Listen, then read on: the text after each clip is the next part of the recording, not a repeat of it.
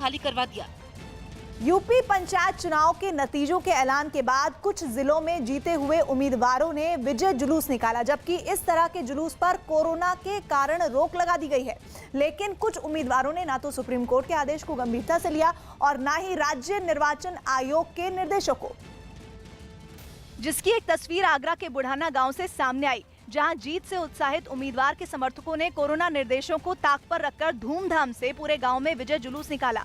गले में माला पहने प्रधान के पति आगे आगे और उनके समर्थक पीछे पीछे नारेबाजी करते नजर आए। जुलूस में शामिल लोगों में ना तो 2 गज की दूरी दिखी और ना ही ज्यादातर लोगों के चेहरे पर मास्क नजर आया। खबर है कि इस दौरान वहां पर हवाई फायरिंग भी हुई। बुढ़ाना गांव में निकाले गए इस जुलूस का वीडियो अब सोशल मीडिया पर वायरल हो रहा है। कमोबेश कुछ ऐसी ही तस्वीर हापुड़ के बदरखा गांव से भी सामने आई। वहां महिला उम्मीदवार की जीत पर समर्थकों की भारी भीड़ बधाई देने के लिए उनके घर पहुंच गई। इस मौके पर वहां के मकान की छत पर मौजूद लड़के ने हवाई फायरिंग की। घर के अंदर भीड़ ऐसी कि किसी को भी कोरोना नियमों का ख्याल ही नहीं रहा। जश्न का वीडियो वायरल होते ही पुलिस भी हरकत में आई और फायरिंग करने वाले लड़के को गिरफ्तार करने के साथ ही 70-80 अज्ञात लोगों के खिलाफ एफआईआर भी दर्ज की। यूपी में कोरोना मरीजों की संख्या में लगातार गिरावट आ रही है, लेकिन मौत का आंकड़ा बढ़ता जा रहा है। पिछले 24 घंटे में कोरोना के 25,858 नए मरीज सामने आए, जबकि इस बीच 352 लोगों की कोरोना की वजह से मौत हो गई। अच्छी बात यह है कि इस बीच 38,683 लोग कोरोना से जंग जीतकर अपने घर लौट गए।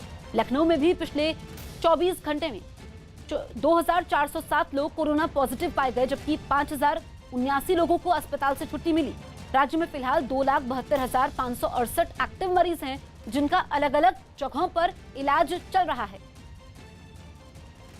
कोरोना महामारी में एक तरफ जहां कुछ लोग दूसरों से फायदा उठाने में जुटे हैं, तो वहीं कुछ लोग ऐसे भी हैं जो मदद के लिए बढ़ चढ़ कर आगे आ रहे हैं। ऐसी एक तस्वीर दिल्ली से सामने आई है, जहां लोगों की मदद में जुटी ट्विंकल कालिया खुद एम्बुलेंस चलाती नजर आई। ट्विंकल चांदनी चौक जिले से बीजेपी की प्रवक्ता हैं और उनका एनजीओ कोरोना मरीजों के लिए फ्री एम्बुलेंस सुविधा दे रहा है। ट्विंकल के मुताबिक उनके पास 8 एम्बुलेंस हैं, जिनके जरिए वो कोरोना मरीजों को अस्पताल लाने ले जाने से लेकर उनका अंतिम संस्कार कराने तक काम कर रही हैं। दिल्ली पुलिस से भी हमें रेगुलर कॉल आ रहे हैं अनक्लेम डेड बॉडीज के लिए, तो वो भी हम क्रिमिनेशन तक उनका करवा के आ रहे हैं। उन्होंने बताया कि कम संसाधनों की वजह से उनके ऊपर काफी दबाव है, इसलिए उन्हें खुद एम्बुलेंस की ड्राइविंग सीट पर आना पड़ा। फिलहाल क्योंकि प्रेशर ज्यादा है, तो नॉर्थ दिल्ली के लोगों को ये निःशुल्क सेवा उपलब्ध करा रहे हैं। इसी तरह की तस्वीरें दिल्ली के पास हरियाणा के गुरुग्राम से भी सामने आई। वहां हेमकुंड नाम की एक संस्था जरूरतमंद लोगों को फ्री में ऑक्सीजन मुहैया करा रही है। वहां कई मरीज बिस्तरों पर लेटे नजर आए।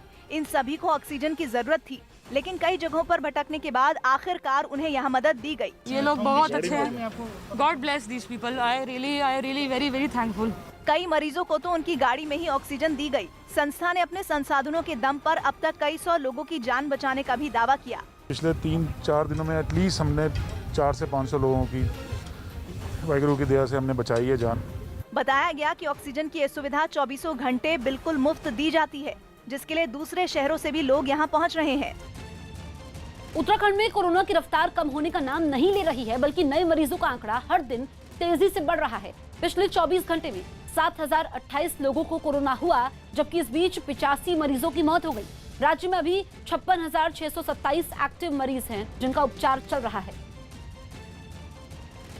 चुनाव परिणाम के दिन पश्चिम बंगाल के सीटों के रुझान आए। न्यूज़ 18 इंडिया फिर रहा सबसे आगे। पश्चिम बंगाल की स्थिति तो पूरी तरीके से साफ हो चुकी है। लाइव रिजल्ट हब की ताकत। ममता बनर्जी हार गई हैं। सबसे विश्वसनीय चेहरों और नतीजों के साथ तृणमूल कांग्रेस और बीजेपी के बीच ही मुकाबला